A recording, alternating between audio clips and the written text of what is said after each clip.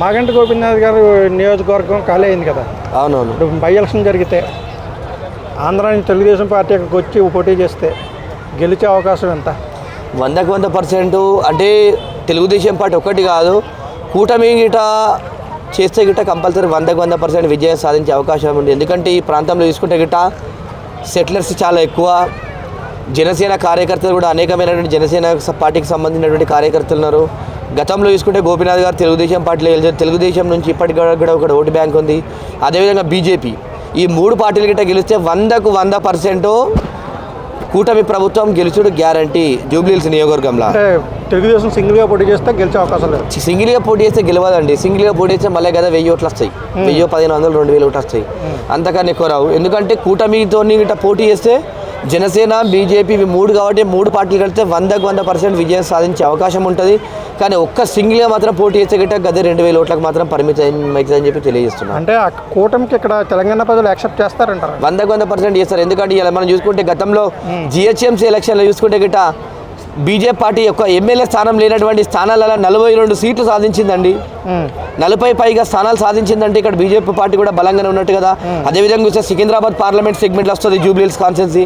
ఇక సికింద్రాబాద్ సెగ్మెంట్లో ఉన్నటువంటి ఎంపీ కూడా బీజేపీ ఉంది, సెంట్రల్ మినిస్టర్ కిషన్ రెడ్డి గారు ఉన్నారు. అదేవిధంగా ఇక్కడ ఉన్నటువంటి అనేకమైనటువంటి హైదరాబాద్ అంటేనే ఇలా బీజేపీ కొంచెం స్ట్రాంగ్ ఉంటుంది. ఇలా చూసుకుంటే 100% గెలిచే అవకాశం ఉంటుంది. సక్సెస్ఫుల్గా కూటమి బీఆర్ఎస్ స్థానం కదా, మరి బీఆర్ఎస్ గెలవదంటారా? మరి బీఆర్ఎస్కు 100% చెప్తున్నా, నోట్ చేసుకోరి. మన పీపుల్స్ మీడియా ద్వారా చెప్తున్నా, బీఆర్ఎస్కు 15,000 ఓట్ల కన్నా ఎక్కువ రావండి. గతంలో అయితే తెలంగాణ రాకముందు టీఆర్ఎస్ పార్టీకి ఎన్ని ఓట్లు వస్తున్నాయి, ఇప్పుడు వస్తుంది. ఎందుకంటే అధికారంలో లేదు. ఇక్కడ బలమైనటువంటి నాయకులందరూ కూడా, ఒక ఎమ్మెల్యే గోపీనాథ్ గారు మంచి ఎమ్మెల్యే చనిపోయారు. అలాంటి నాయకులు ఎవరు లేరు కాబట్టి కంపల్సరీ 10 నుంచి 15,000 ఓట్ల కన్నా ఎక్కువ రావు. ఏదేమైనప్పటికీ కూడా బీజేపీ గెలుస్తా అని చెప్పేసి నేను అనుకుంటున్నా.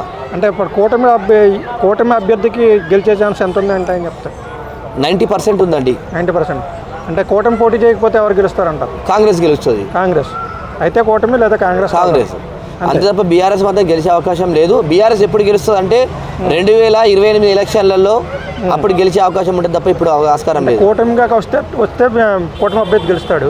ఒకవేళ బీజేపీ పోటీ చేస్తే సింగిల్గా బీజేపీ చేస్తే కాంగ్రెస్ గెలిచే అవకాశం ఎక్కువ ఉంటుంది. ఎందుకంటే ఈ ప్రాంతంలో ఉన్నటువంటి మైనార్టీ ఓటర్స్ ఎక్కువ ఉన్నారు. అదేవిధంగా చూసుకుంటే మైనార్టీ ఓటర్స్ తర్వాత బై ఎలక్షన్స్ అంటే డబ్బులు మేనండి, డబ్బులు చూసి. ఎందుకంటే అధికార పార్టీని మన స్థానికమైనటువంటి కార్పొరేటర్లు కూడా వాళ్ళే ఉంటారు. నెక్స్ట్ ఎలక్షన్లో గెలుస్తుంది కాబట్టి అధికారం కాంగ్రెస్ పార్టీ ఉందని చెప్పేసి కొద్దిగా ప్రజల ఓటు బ్యాంక్, ఒక 10% ఓటు బ్యాంకు అధికార పార్టీకి మోల్ట్ అయ్యే అవకాశం ఉంటుంది. ఎందుకంటే కాంగ్రెస్ గెలుస్తుంది అంటున్నారు. కాంగ్రెస్ హైదరాబాద్లో, రంగారెడ్డి హైదరాబాద్ జిల్లాలో ఎక్కడ గెలిచింది లేదు, బీఆర్ఎస్ తప్ప రూరల్లోనే గెలిచింది. మరి కాంగ్రెస్